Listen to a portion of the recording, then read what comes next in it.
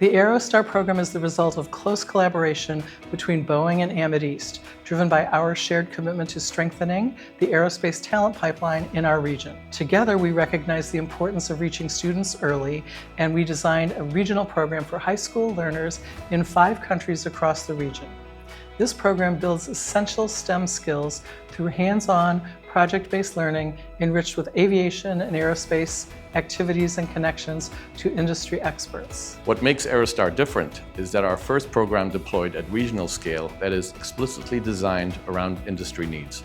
Aerospace focuses on hands-on skills, industry-specific training, mentorship, and partnerships with real employers to inspire high school students into aviation careers in the future. Aviation is a cornerstone of economies in our region. We must act now to ensure that the talent pipeline keeps pace with demand. Boeing forecasts that the Middle East will require 230,000 new aviation professionals over the next 2 decades, roles that must be filled with people who are trained, skilled, and motivated. We have high hopes that the program will be successful, and we can't wait to have the young people apply to the local Amideast website.